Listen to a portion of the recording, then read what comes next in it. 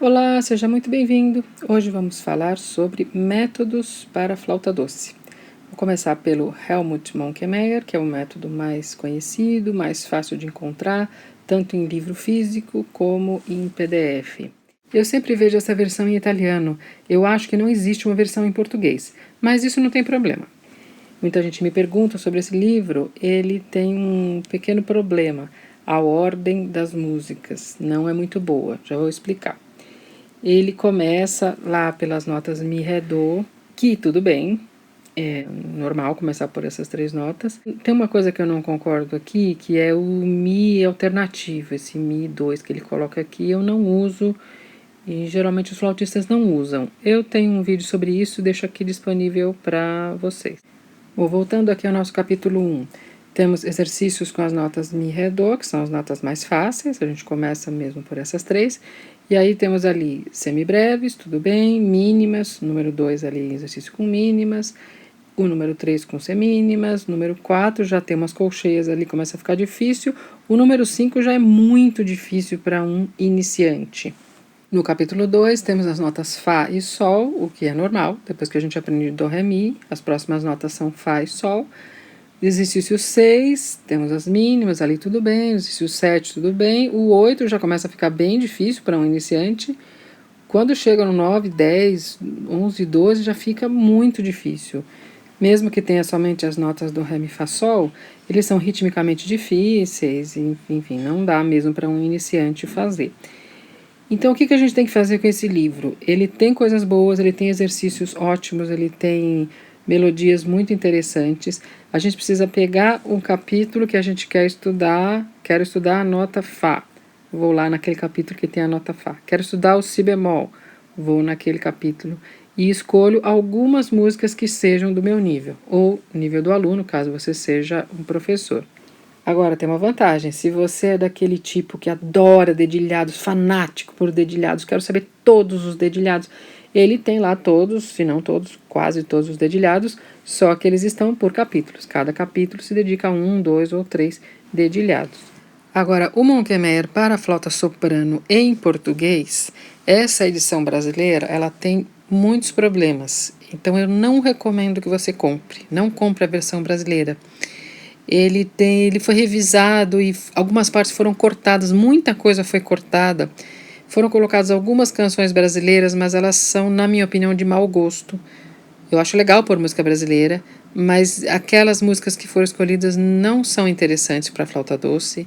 Enfim, eu não recomendo esse livro. A versão em espanhol, essa edição em espanhol, é muito melhor. Tem muito mais coisa, muito mais músicas, são bem interessantes. Elas são diferentes do método para contralto, são melodias diferentes, são exercícios diferentes. E ele começa lá pelo Si, Lá, Sol, como sempre. Da mesma maneira, eu não concordo com aquele Si alternativo ali, que é equivalente ao Mi da contralto, é a mesma coisa. E ele tem exatamente o mesmo problema do outro Monckemeyer. As músicas estão numa ordem que não dá para a gente seguir.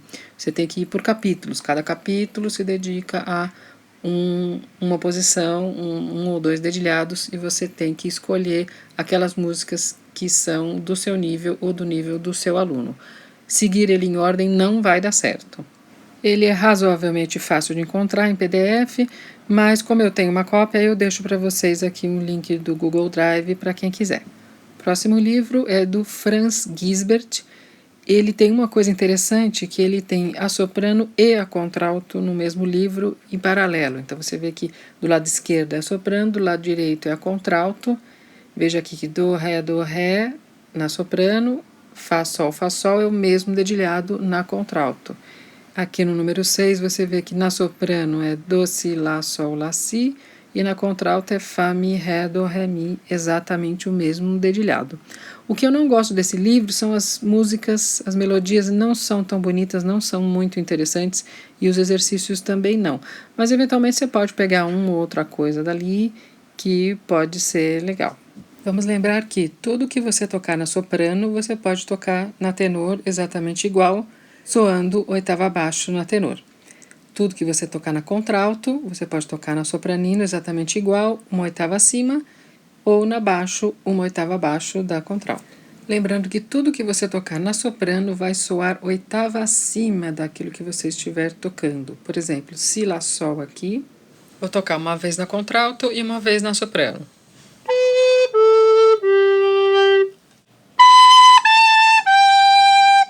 A clave da soprano seria, teoricamente, essa clave com um oitinho em cima, significando que tudo soa oitava acima.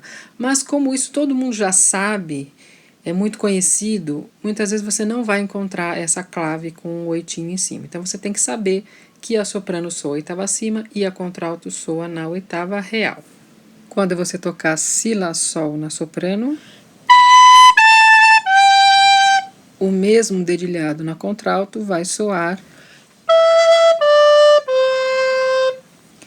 Vamos falar agora do Mário Videla, que é um método bem interessante. Eu já vi com essas duas capas, talvez essa edição aqui seja um pouquinho mais moderna.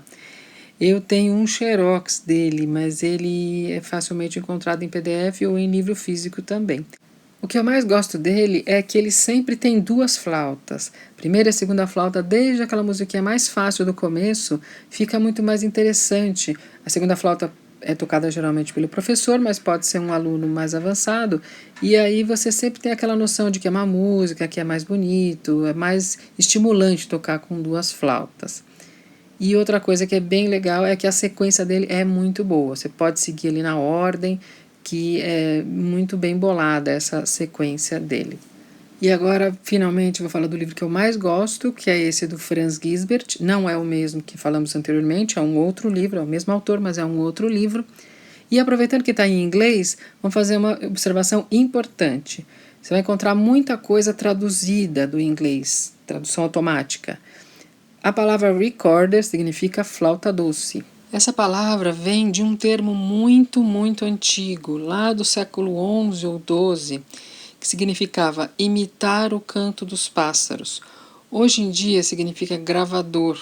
Então, se um dia você se deparar com esse tipo de frase, saiba que no lugar de gravador é flauta doce.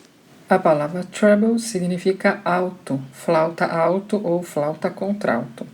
Também vai encontrar a palavra descante para flauta soprano, porque esses instrumentos muito agudinhos, eles eram usados para fazer o descanto, enquanto um outro instrumento ou uma voz humana fazia o canto, o agudo fazia o descanto.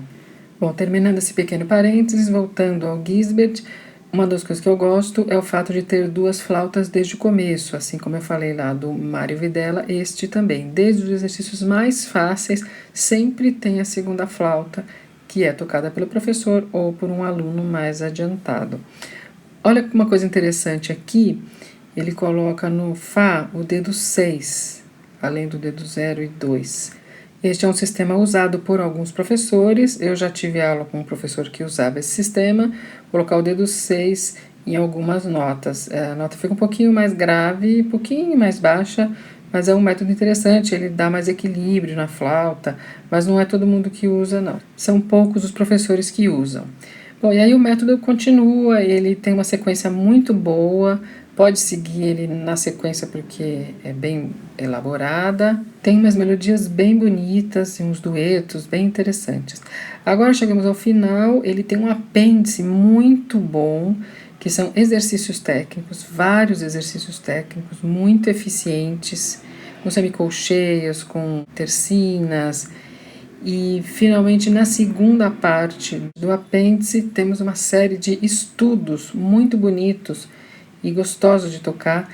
Aqui no livro eles não têm o autor, mas meu professor disse que são atribuídos ao Quantz, que era um compositor do século XVIII, e realmente vale a pena tocar esses estudos, porque são muito bonitos. São todos para flauta solo, flauta contralto solo. E, finalmente, para os fanáticos por dedilhados, tem um mapa de dedilhados no final. Esse livro é muito difícil de encontrar. Eu mesma tenho um xerox, eu não tenho o livro físico. Se alguém souber onde que tem o livro físico, me avise. Deixa aqui nos comentários, porque eu sei que ele está esgotado na editora e mesmo em sebos eu não encontrei. Deixo aqui na descrição o PDF desse livro que eu tenho. Bom, por hoje era só. Espero você no próximo vídeo.